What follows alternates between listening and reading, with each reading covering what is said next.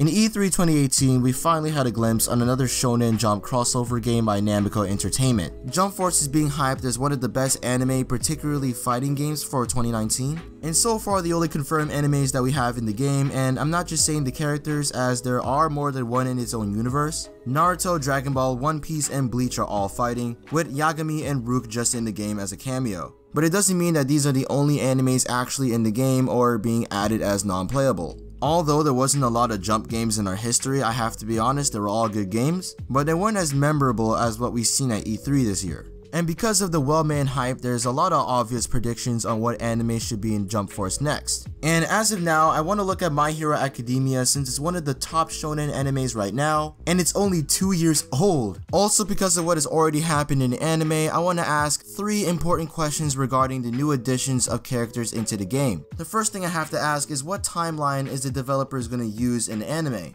And that's pretty interesting because we chose Sasuke and Naruto from Shippuden, but not anywhere else in its own universe. Maybe they chose for the age or appearance, but we don't have any solid reason. If we look back from season 1, Deku barely knew anything, just got his quirk from All Might, but we did get to meet some villains along the way.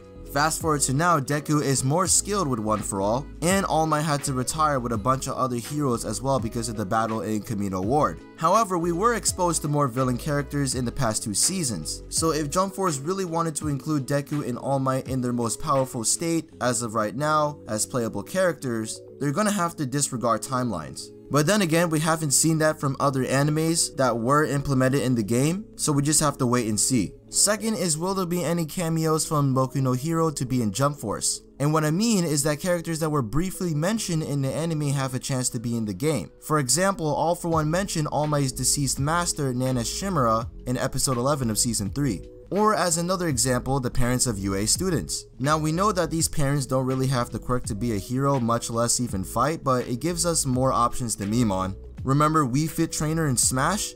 Yeah, that's the type of character I'm talking about. The last and biggest question I do want to state regards 2 people, Eraserhead and UA's principal, Nezu. Eraserhead can erase quirks from anyone that he looks at for a period of time. But if he was in the game, how would that affect other enemies because, well, they don't have quirks? I guess powers equals quirks anywhere, but we need to see that logic applied to the game first. Nezu's quirk is high spec, meaning that he can do complex calculations at a short amount of time. Apply that to battle and he could very well be the most OP player in Jump Force. Mainly that he can use that ability to figure out what he needs to use around his environment to keep enemies at bay or harm them in some way. Although for the programmers that would be near impossible to set up an environment where there is literally anything Nezu can use as a weapon or tool. Unless he came prepared for a fight, that is.